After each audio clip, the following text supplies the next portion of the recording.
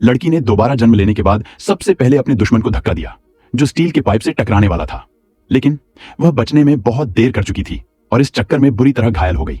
उसने ऐसा इसलिए किया क्योंकि पिछली जिंदगी में उसके मंगेतर और गोद ली हुई बहन ने उसके पूरे परिवार की दुखद मौत का कारण बना था और उसके पुराने दुश्मन ने ही उसका बदला लिया था। आखिर में उसके साथ रहने के लिए उस आदमी ने अपनी जान लेने का भी फैसला किया। तभी लड़की को एहसास हुआ कि उसका नफरत भरा दुश्मन असल में उससे हमेशा से प्यार करता था। शायद उस आदमी का प्यार बहुत सच्चा और जोशीला था, क्योंकि जब लड़की ने दोबारा आंखें खोली तो उसने खुद को दोबारा जन्म लेते हुए पाया। उस दिन पर वापस जब उसके बदमाश मंगेतर ने उसे नशा दिया था और उससे कहा था कि वह रिपोर्टरों को उसके दरवाजे पर बुलाए, इस बार लड़की ने कोई हिचकिचाहट नहीं दिखाई।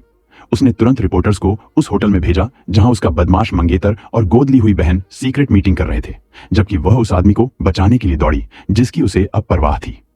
लेकिन उस आदमी ने उसे धक्का दे दिया, क्योंकि वह न सिर्फ जानता था कि वह उससे नफरत करती है, बल्कि उसके खराब पैरों पर भी शर्मिंदा था। पता चला कि एक कार एक्सीडेंट में एक लड़की को बचाते समय उसका पैर घायल हो गया था, लेकिन उस बदमाश मंगेतर ने एक्सीडेंट में उसे बचाने वाले का रोल किया था। इसीलिए वह अपनी पिछली जिंदगी में उसकी इतनी दीवानी थी।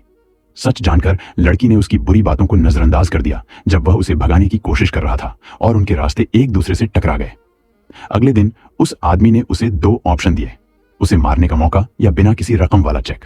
क्या होगा अगर मैं कहूं कि मैं अपनी सारी प्रॉपर्टी खोना चाहता हूं? मैं वह सब तुम्हें दे दूंगा। यह सुनकर लड़की हंस पड़ी। हाँ, जो आदमी उसके लिए अपनी जान दे देगा उसे ऐसी चीजों की परवाह नहीं होगी। तुम्हारी नजर में मैं बस एक ऐसी इंसान हूं जो सिर्फ पैसों के लिए तुमसे रिश्ता रखती है। मैं सिर्फ तुम्हारी मदद कर रही हूं।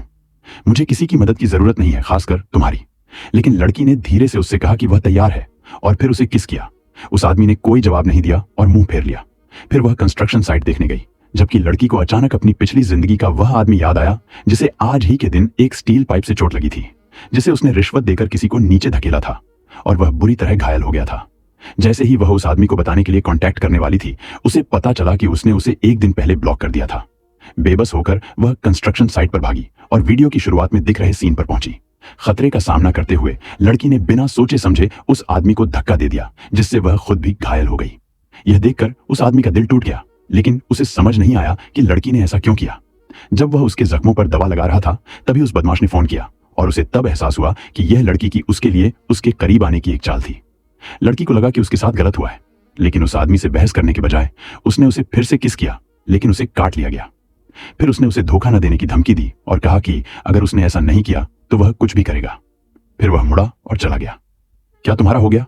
बकवास बंद करो और अभी मुझसे मिलने आओ। नहीं, अगर तुम्हारी हिम्मत नहीं हुई तो मैं क्याओ से तुम्हारे माता पिता का सामान तोड़वा दूंगा। तुम्हारी हिम्मत? इस तरह लड़की को उस बदमाश और उसकी गोद ली हुई बहन ने ब्लैकमेल किया, जिन्होंने उसके माता पिता के सामान का फायदा उठाकर उसे उस आदमी का प्रोजेक्ट कॉन्ट्रैक्ट चुराने के लिए मजबूर किया।